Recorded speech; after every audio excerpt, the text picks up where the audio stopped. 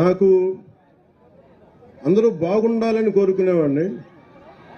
నేను చాలామందికి ఏముంటుందంటే భావన, నేను హిందూ ధర్మం గురించి మాట్లాడగానే మిగతా మతాలని అనేస్తాను అనుకుంటాను. నేను అట్లా అన్నాను. నేను అనేది ఏంటంటే మన మతాన్ని, మన ధర్మాన్ని గౌరవించాలని కోరుకుంటాను తప్ప, అంటే మీరు పెద్ద మనసుతోటి హసీనా బేగం గారు మీరు రాసింది నాకు చాలా బాగా నచ్చింది. మీరు నన్ను నమ్మారు చూసారా, నేను కులాలకి మతాలకి అతీతం అని. నేను కులాల్లో ఉన్న అసమానతలు, మతంలో సమానతలు కోరుకునేవాడిదే తప్ప అసమానతలు ఉండకూడదు, కులాల్లో మా మత ధర్మాల్లో సమానత ఉండాలని కోరుకునేవాడిని తప్ప ఏ ఒక్కరు కూడా ఇబ్బంది పడకూడదని మనస్ఫూర్తిగా ఆకాంక్షించేవాడిని. మనస్ఫూర్తిగా మీకు దీన్ని నీళ్ళు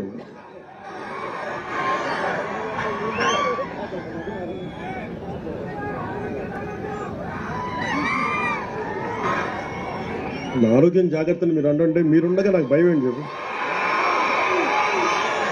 అంటే నా లోపల ఏదన్నా బాగలేదంటే ఒక అరుపు అరిస్తే మీరు ఆ జబ్బు కూడా పోదు.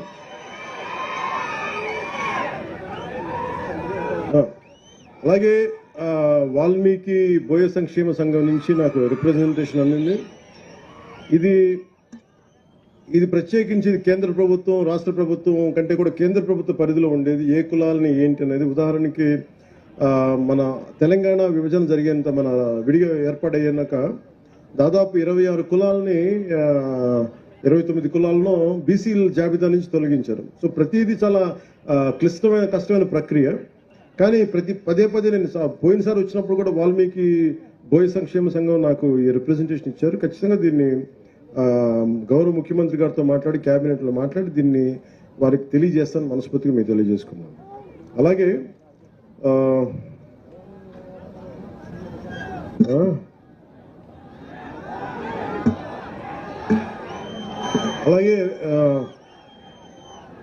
రెడ్డి సంఘం నాయకులు ఒక ప్రతిపాదన అడిగారు. అది ఆల్రెడీ ఉన్నదే. మన కర్నూలు ఎయిర్పోర్ట్కి స్వాతంత్ర సమరయోధులు ఉయ్యాలవాడ నరసింహారెడ్డి గారి పేరు పెట్టాలని. ఆయన పేరు కాకపోతే ఎవరి పేరు పెడతాం?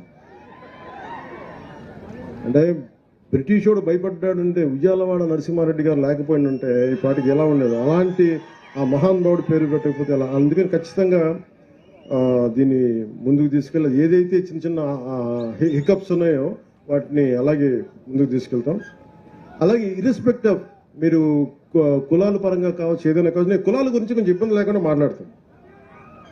ఇప్పుడు నేను మందకృష్ణ మాదిగ గారి గురించి మాట్లాడాను. అంటే నేను మాదిగ సర్నేమ్ పెట్టుకోవాలంటే ఎంత గుండె ధైర్యం ఉండాలి, ఎంత సెల్ఫ్ రెస్పెక్ట్ ఉండాలి, ఎంత ఆత్మగౌరవం ఉండాలి. అలాంటి ఆత్మగౌరవ పోరాటాన్ని చేసి నేను ఇబ్బంది లేకుండా మాట్లాడతాను. అలాంటిది నేను మాట్లాడతాను, చాలా మందికి ఇబ్బందిగా ఉంటుంది. కొంతమంది రాజకీయ నాయకులు పవన్ కళ్యాణ్ ఎలా కులాల గురించి మాట్లాడేస్తారంటే, నా జీవితంలో నేను ఎప్పుడు కులం పాటించలేదు, మతం పాటించలేదు, కానీ ధర్మాన్ని పాటిస్తాను. చాలా బలంగా ధర్మాన్ని పాటిస్తాను. నా స్వధర్మాన్ని, నా సనాతన హిందూ ధర్మాన్ని నేను పాటిస్తాను. అన్ని మతాలని చాలా గౌరవిస్తాను. అది ఇస్లాం కావచ్చు, క్రిస్టియానిటీ కావచ్చు, బుద్ధిజం కావచ్చు, సిక్కిజం కావచ్చు. I have extreme respect for all the religions. And నేను నా మతాన్ని నేను ఆరాధిస్తాను. దీనికి ఏం చేయాలి? అలాగే నా మనసు ఎప్పుడు కూడా ఈ దివ్యాంగులకు సంబంధించి ఇప్పుడు చాలా బాధ ఉంటుంది. అలాగే నా దృష్టికి ఈ రోజున మన ఎమ్మిగనూరు మండలం నుంచి కర్నూలు జిల్లా శ్రీవాణి పుట్టుకతో బెడ్ రిడన్ అని చెప్పారు. పెన్షన్ టు బి ఎన్హాన్స్డ్ 6,000 నుంచి 15,000కి. ఖచ్చితంగా మీకు ఇప్పుడే మాటిస్తాను, దాన్ని ముందుకు తీసుకెళ్తాను ఖచ్చితంగా. అని నేను డిప్యూటీ సీఎం పేషి ద్వారా నేనే ఫాలో అప్ చేస్తాను. అలాగే ఇంకొక బాబు బెడ్ రిడన్ చందు మరాఠీ, ఆ బాబు కూడా ఓర్వకల్ మండలం బైరాపురం బొడ్డుబాండ్లపల్లి, వారికి కూడా నేను వారి నాన్నగారి పేరు భాస్కర్ రావు. మీకు కూడా పెన్షన్ రాలేదు, నేను అది కూడా మీకు తెలియజేస్తాను. అది కూడా తీసుకోండి, వారు ఏది ఇస్తూ ఉన్నారు. అలాగే ముఖ్యంగా కొన్ని సమయాలు మన అసెంబ్లీలో కూడా చెప్పారు. మన గోరంట్ల బుచ్చయ్య చౌదరి గారు కూడా కొన్ని కులాలని బీసీ జాబితాలో లేవు కొన్ని జిల్లాల్లో అనేది మాట్లాడుతుంటే, అలాగే నా దృష్టికి ఇప్పుడు గాజుల బలిజ సంఘం మీరు కూడా వచ్చినాయి. ఈ 2 జిల్లాల్లో దాదాపు 3,000 కుటుంబాలు ఉన్నాయి. గాజుల బలజ ఓబీసీ 101 సీరియల్ నెంబర్ ఉన్నాం. మీరు ఇబ్బంది పడుతూ ఉన్నారు, భోజనానికి కూడా ఆకలి లేకుండా. దీన్ని మిమ్మల్ని డీసీడీలో చేర్పించవలసిన మీరు అడుగుతున్నారు. ఇది అగైన్ నేను మీ దృష్టికి తీసుకొచ్చి ఇది కేంద్ర ప్రభుత్వం తీసుకోవాల్సింది. అలాగే గాజుల కొణిదల రంగయ్య గారు కర్నూలు మీరు తెలియజేశారు, నున్న గాజుల శ్రీనివాసులు గారు తెలియజేశారు. ఇది ఖచ్చితంగా ఇది అంటే మీరు ఓకే గాజుల బలిజ సంఘానికి నాకు నిజంగా మేము చూస్తారంటే గాజుల లక్ష్మీ నరసింహ చెట్టి గారి పేరున్నారో లేదో తెలియదు. ఆయన బలిజ కులానికి చెందిన వ్యక్తి. అంటే ఇది ఆయన మద్రాస్ ప్రెసిడెన్సీలో భారతదేశంలోనే ఇండియాలోనే అప్పుడు బ్రిటిష్ ఇండియాలో 2వ శాసనసభ్యుడు అంటే మన అసెంబ్లీకి ఎన్నికైన వ్యక్తి. ఆయన మద్రాస్ నేటివ్ క్లబ్ అని ప్రారంభించిన వ్యక్తి. సో మీరు ఆయన ప్రేరణగా తీసుకోండి, ఖచ్చితంగా మీకు న్యాయం జరుగుద్ది.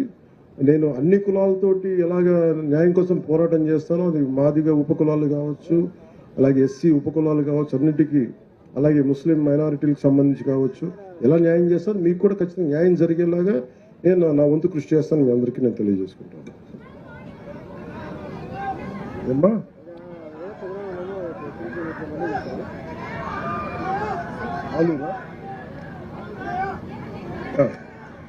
అలాగే మొన్న అసెంబ్లీలో కూడా ముఖ్యంగా ప్రత్యేకించి ఆలూరు వస్తాం, ఖచ్చితంగా ఆలూరు వస్తాం. బుడగ జంగాల మన ఎస్టీలో ఎవరిచారు మన బుడగ జంగాల ఇది మన మీరేనా? ఓకే. ఇది అంటే చాలా బాధ అనిపించింది మీ సమస్య వింటా ఉంటే. ఇది నేను క్యాబినెట్లో కూడా మాట్లాడాను. ఇది క్యాబినెట్లో కూడా మాట్లాడి ముఖ్యమంత్రి గారితో చెప్పాను. బుడగ జంగాలకి స్వాతంత్రం బ్రిటిష్ ప్రెసిడెన్సీలో ఉండి విడిపోయిన తర్వాత వారికి తెలంగాణలకు రికగ్నిషన్ కానీ ఆంధ్రాలో మన ప్రాంతాల్లో లేకపోయేటప్పటికి ప్రత్యేకించి కుల సర్టిఫికేట్ కూడా లేదు. ఏ కులానికి చెందిన వారు కూడా తెలియని పరిస్థితిలో ఉంటుంది. ప్రత్యేకించి మన అసెంబ్లీలో కూడా నేను ప్రస్తావించాను. ఖచ్చితంగా బుడగ జంగాల సోదరులందరికీ మీకు న్యాయం జరిగేలాగా మీరు ఏదైతే కోరుకుంటున్నారో దాన్ని మిగతా వర్గాల వారికి ఇబ్బంది లేకుండా బుడగ జంగాలకి మేము న్యాయం చేస్తాం, ఖచ్చితంగా చేస్తాం.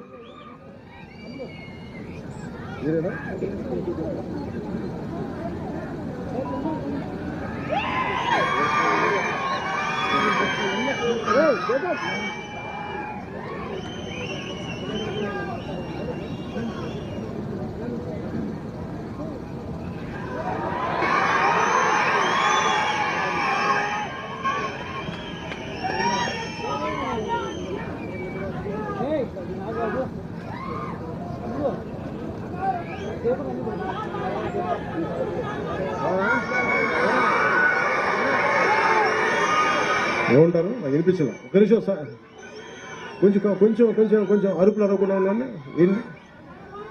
ఏంటి అడగండి, ఏంటో అడగండి, ఒకళ్ళు మాట్లాడండి. అలాగే నేను